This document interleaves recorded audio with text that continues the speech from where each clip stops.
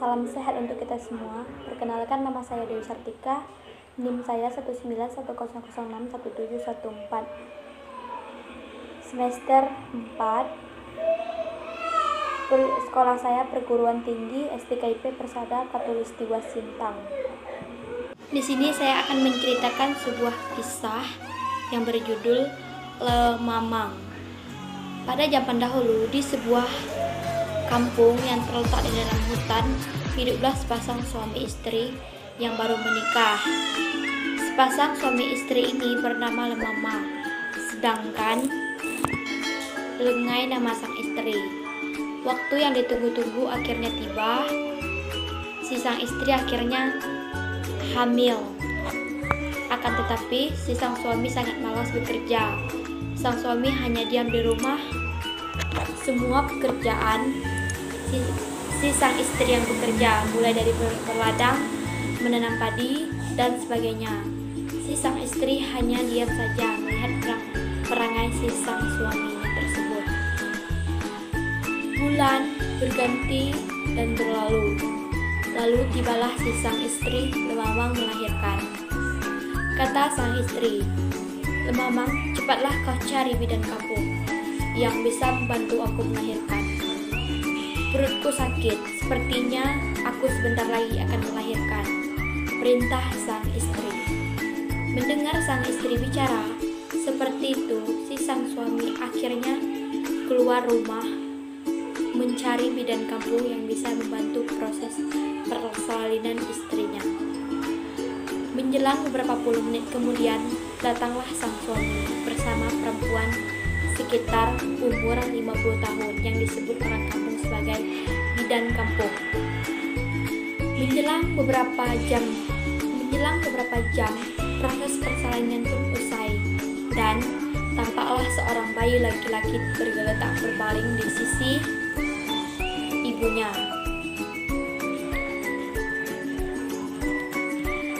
Selanjutnya, selepas melahirkan, orang kampung yang tadinya berbondong-bondong menjenguk akhirnya segera pulang ke rumah mereka. Suami dan istri tersebut sangatlah bahagia melihat kehadiran buah hati mereka. Keesokan harinya, sang istri menyuruh sang suami menjenguk ladang mereka yang sudah beberapa hari tidak dijenguk. Sekalian sang istri menyuruh sang suami memetik dan mengumpulkan sayur-sayuran untuk bahan sayur mereka. Kata sang istri, "Persiapan sayur untuk makan nanti sudah menipis. Untuk makan nanti malam kita tidak ada sayur. Suamiku, maukah kau ke ladang mengumpulkan sayur-sayuran yang ada di ladang kita?" Namun, sang suami menolak untuk tidak mau ke ladang karena alasannya masih sangat panas. "Aku akan ke ladang setelah cuaca sudah tidak terlalu panas sekali," kata sang suami. Setelah mendengar ucapan suaminya, si sang istri diam saja. Kemudian, akhirnya, hari pun sudah sore. Si sang istri harus mandi. Sementara jarak sungai tempat biasanya mandi lumayan jauh. Karena si sang istri dalam masa nifas, akhirnya sang istri meminta bantuan kepada suaminya untuk mengangkut air agar dia dan anaknya bisa mandi. Lagi-lagi si sang istri meminta bantuan kepada suaminya untuk mengambil air untuk dia mandi dan untuk anaknya. Kata sang istri, "Suamiku, aku dan anakmu hendak mandi, tapi setetes air untuk mandi pun tidak ada. Sekarang aku minta bantuanmu untuk mengangkut air untuk aku dan anakmu mandi." Namun, lagi-lagi si sang suami menolak permintaan istrinya dengan alasannya terlalu lelah mengangkut air dari sungai yang jauh. Mendengar ucapan suaminya tersebut, pergilah dia ke kamar dan bicara dalam hati, "Sekali ini kesabaranku Denganmu suamiku benar-benar habis. Aku benar-benar sakit hati. Suami macam apa kau? Apa kau tidak mengerti kalau istrimu ini baru saja melahirkan? Kata sang istri. Nanti kau tahu sendiri apa yang akan kuperbuat terhadap kau, suamiku. Sekalipun kau mati, aku tidak akan pernah rugi dan menyesal atas perbuatanku. Keesokan harinya, si sang istri yang masih sedang masa nipasnya terpaksa mandi, mencuci, dan mengangkut air ke sungai untuk mandi anaknya. Karena percuma meminta bantuan suaminya, karena pasti suaminya menolak. Hari ini aku akan memasak sayur pakis dan paku-pakuan dan akan kucampurkan air pakis ini dengan perahan darah persalinanku. Dengan begitu, suamiku akan tidak tahu kalau sayur pakis dan pakuan kucampurkan dengan darah persalinanku. Dengan ini, aku bisa balas dendam kepadamu, suamiku, yang begitu kejam terhadapku dan anakku. Setelah selesai masak, sang istri lalu masuk kamar, menemui anaknya dan berkata kepada anaknya, "Maafkan ibu sayang, mulai besok pagi kau dan ibu akan hidup sendiri tanpa ayahmu lagi. Ibu sangat sakit hati kepada ayahmu. Ibu janji akan merawatmu dengan baik." Menjelang beberapa jam kemudian, datanglah sang suami yang tidak tahu dari mana perginya sudah seharian penuh. "Istriku, aku sangat lapar. Apa sayur kita hari ini?" kata sang suami kepada istrinya. "Makanlah, suamiku. Aku sudah masak sayur pakis merah dicampur paku-pakuan, rasanya sangat enak. Dan aku sudah makan tadinya. Kau pasti suka," kata sang istrinya. "Baiklah, diriku. Aku akan segera makan," kata sang suami. Setelah itu, si sang suami ke dapur dan membuka tutup wajan dan panci. Dan dia makan dengan lahap tanpa menyadari bahwa sayur yang dia makan sudah dicampurkan istrinya dengan darah. Belum lama setelah makan, sang suami mengalami gatal parah dan merasakan panas di seluruh tubuhnya. Dan dia izin kepada istrinya untuk mandi ke sungai karena merasa panas dan gatal yang sangat parah sekali. Istrinya pun bergumam dalam hati, "Sebentar lagi kau pasti akan menjadi ular raksasa, dan ini akibat dari perbuatanmu selama ini, suamiku." Dan ternyata benar, sang suami setelah datang di sungai berubah menjadi seekor ular raksasa yang besar, dan dia tidak bisa kembali lagi ke darat, lantas tidak bisa berubah wujud menjadi manusia sedia kala. Dan akhirnya sang istri dan anak hidup sendiri tanpa seorang suami. 10 tahun sudah berlalu. Sang anak yang bernama Ujang sudah berusia 10 tahun. "Ibu, ayo kita mandi ke sungai," kata sang anaknya lengah. "Baik nak, kita akan mandi setelah ibu mengumpulkan beberapa pakaian kotor dan beberapa piring kotor kita untuk dicuci ke sungai." "Baiklah bu," kata sang anaknya.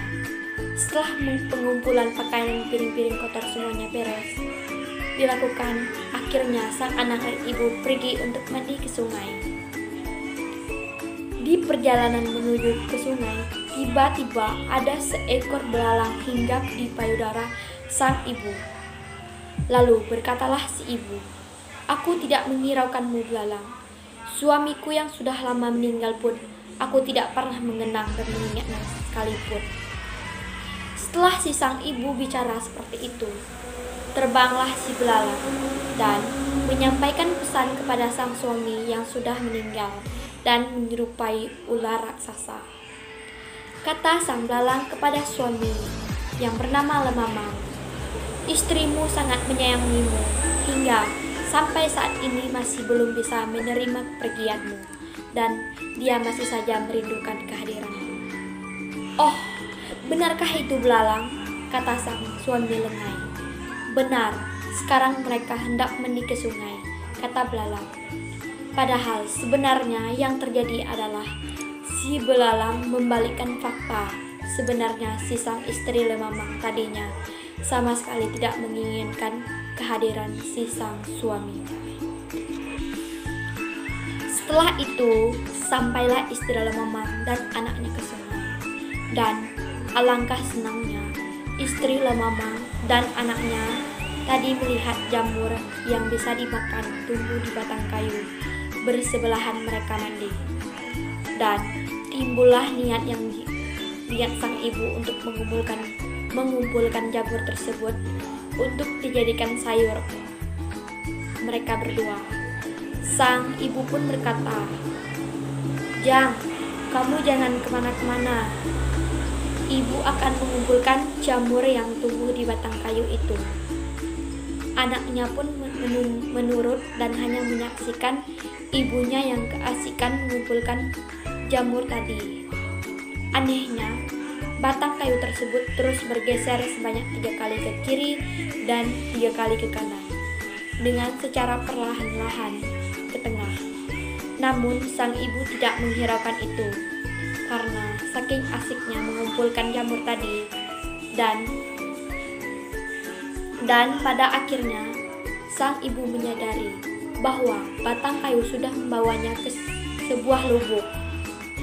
Sang ibu lalu berkata dalam hatinya, "Ini bukan batang kayu, tetapi ini batang kayu jadi-jadian." Akhirnya sang ibu menangis dan meneriaki anaknya dengan berkata, "Anakku, pulanglah ke rumah dan temui keluarga di sana. Ibu tidak bisa bersamamu lagi. Ayahmu sudah menjemput ibu untuk bersamanya." Setelah si sang ibu berkata seperti itu, batang kayu itu pun mengajak sang ibu tersebut tenggelam. Dan ternyata batang kayu tersebut adalah jelmaan ular raksasa, yakni suami Lengai, yaitu Lemamang. Setelah mendengar perkataan ibunya, sang anak yang bernama si Ujang tadi menangis sekeras-kerasnya sambil berkata, "Ibu, aku tidak mengerti apa maksudmu." Ujang pun pulang ke rumah dan memberitahukan kejadian yang terjadi yang menimpanya kepada warga setempat. Ibuku, dia hilang di bawah batang kayu tenggelam di lubuk di sungai.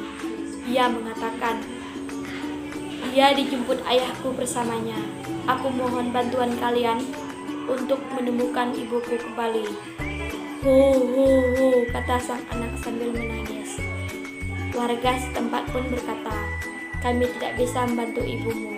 Ini adalah takdir bahwa ibu dijemput ayahmu. Sekarang kamu harus bisa hidup tanpa orang tuamu. Kami akan mengasihimu dan mengasuhmu sampai dirimu dewasa." Sekian cerita dari saya.